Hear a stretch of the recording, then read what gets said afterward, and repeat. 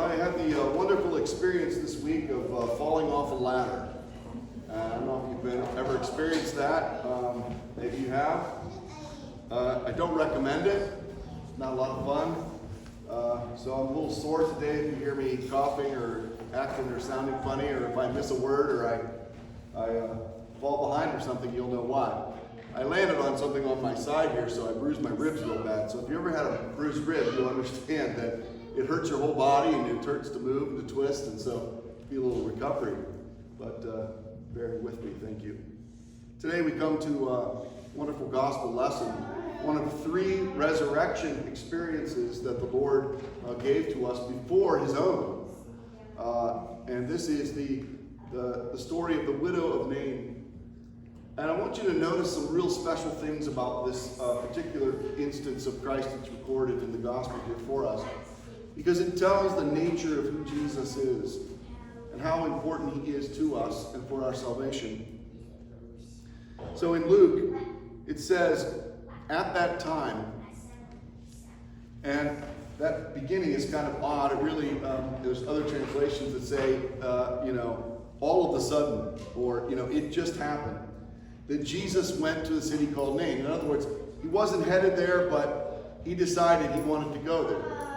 Because Jesus knows all things.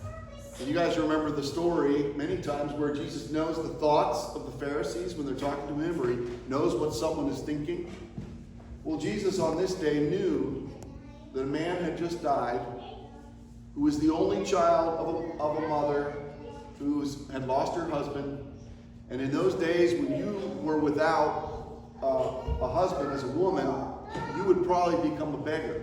Unless you had family to take you in, you would have had nothing and no one to take care of you. And apparently, that was this woman's situation. She was a widow that was in desperate need of having a son to take care of her. We don't know why the son died. We don't know the particularities, but we do know that he reposed. And Jesus, at that moment, with his disciples, said, we're going to the city of Nain. Right? So that's what that means. It's kind of an introduction. Just suddenly Jesus knew what needed to be done on that day. And as a particular example of his own resurrection that would happen, and our resurrection, of course. At that time, Jesus went to a city called Nain, and many of his disciples went with him. The reason was because Jesus got up and left, and everybody said, let's follow him. And Jesus, went where he went, and everybody followed after him. This is how it was. Back in those days, when you followed a teacher, that's what you did. You gave up everything, and you basically camped out, right? And you just followed him from place to place and listened to him. And actually, even in this country, that wasn't that odd 100 years ago. There were traveling itinerant preachers that would travel, and people would follow them, and they did these big camp meetings down south all the time. This is a common thing. But in Jesus' case, the crowds had begun to build and to build and to build and to follow him. And this is one of those cases. So it said that he came near to the gate of the city, and behold, a dead man was being carried out, the only son of his mother, as she was a widow. And it was likely that he was being carried out by pallbearers, in a coffin that was being taken to a place to be buried, because the Jews buried their dead. They didn't burn their dead. They didn't do anything strange like that. They buried the dead as normal. So they were taking him to a place to be buried, and Jesus saw this. And it said, the Lord saw her. He saw her, the mother. And it says that he had compassion on her. Not the first time that the Lord has had compassion on a woman. Women in this time, in this culture, were persecuted. Women were set aside. Women were second-class citizens in many cases. Okay? And especially a woman who didn't have family. Or in the case of the woman with the issue of blood, she had a malady, right? Anyone who was different or had a sickness or a disease or anything was sort of cast out of the community for its own protection, perhaps, but were cast out of the community. So Jesus, it says here, had compassion on her. What is compassion? Do you ever have compassion on someone? Have you ever felt compassion for someone? It's a little different than pity, right? Pity is when you feel sorry for someone who's really gotten themselves in their own situation, right? You all can feel pity from me. Don't feel compassion. Because I was stupid on my ladder fall, right? I was stupid. I didn't have anybody watching me, and I was doing dumb things, right? Trying to get the job done. Not good. That's pity you can have on me, which is okay. But compassion is when you have someone who is in a circumstance where it's out of their control. It was not their decision. It was not their place to be in that. And then you have compassion on them. Compassion is to call on your emotion, to call on your spiritual intellect, and see the person for who they really are, which is someone who is made in God's image. Created by Him, for Him in a unique way. When we see compassion, it's to put ourselves perhaps in their situation and say, how would I feel? And what would I need? Jesus saw the need at this moment. St. Gregory Palamas compares Jesus' healing here of the city, in the city of Nain, with this widow and this man who had died, the only son, with Elijah and Elisha, who healed the Shunammite woman's son as well. They show a comparison here. And this is very typical of the life of Christ. We see the Old Testament foreshadowing the things that would come. Jesus has compassion on her. He sees her situation, and He wants to fix it. He wants to heal it. So He saw her and He had compassion on her, and He said to her, do not weep. Obviously, she was weeping and crying.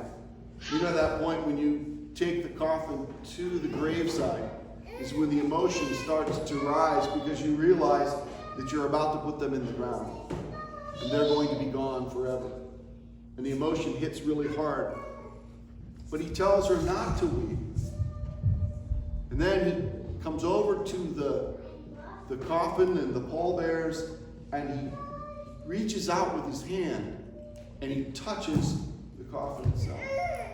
St. Gregory says this is showing Christ's incarnation. It wasn't just even about His word, it was about His touch. Many times this is what we need to do for people, is to reach out and to touch them. You know, just giving a person a hug, just reaching out and touching a shoulder. These are human experiences that we need. Jesus is showing the example here that He had power in His very body, that His touch had power. Right before this, He had healed many, many people. And they were all following Him as a result of that. And now this culmination with this young man as he was healed. So He touched the coffin, and those who stood stopped. And He said, young man, I say to you, arise. And so he who was dead sat up and began to speak. He didn't just sit up and it could be like, oh, the body was making a movement. No, He actually spoke. And then beyond that, the Lord took him out of the coffin and walked him over and gave him to his mother. Said, here is your son. A total transformation, a total help, not just words, but literal actions, which we also have to do in our own lives when we see people who are in need. Maybe we're not raising the dead, but you'd be surprised, brothers and sisters, what you can do with a righteous prayer. A righteous word can heal. It can change your situation. It can make something new. This is what the Lord is teaching us.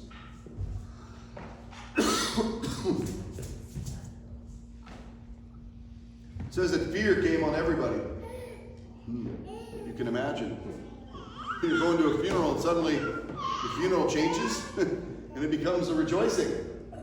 Put the dirt back in, there's nobody going in this time. Imagine, there's fear. What is happening? And that's literally what the people were saying. The people were so dumbfounded. Fear came on these, but they glorified God at the same time, right? A great and powerful healing, like nothing they'd ever seen.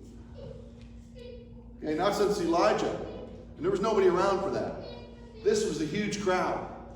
Everybody was watching. And Jesus heals this man on the way to the cemetery. Powerful. And they said, a great prophet has risen up among us. Same thing that they said about Elijah and Elisha. A great prophet had risen among them. But more than a prophet. Because this prophet would die and rise again himself to make this an opportunity for everyone to experience what this man experienced. Resurrection. Brothers and sisters, St. Paul says it so well. We are workers together with him and plead with you not to receive the grace of God in vain. What God has done in your life and what he is doing in your life, don't receive it in vain. Don't just take it for granted. Don't just think that, well, I'm a Christian, I'm part of this church, everything's all good, I'm all safe and good. No, don't take it for granted. Look at how significant God's grace is in your life. See where and what he has done in your life. Where he says, in an acceptable time I have heard you, in the day of salvation I have helped you. Behold, now is the acceptable time. Behold, now, today, this moment is the day of your salvation. And I believe this is true, brothers and sisters. You don't have another time to live except right this moment. Yesterday's gone.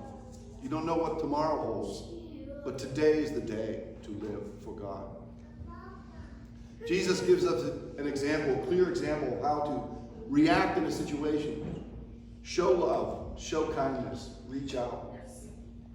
Be what God has called you to be for whoever you come in contact with. And take a hold of the day that's given to you. This now is the day of salvation. In the name of the Father, and of the Son, and of the Holy Spirit. Glory to Jesus Christ. Glory be forever.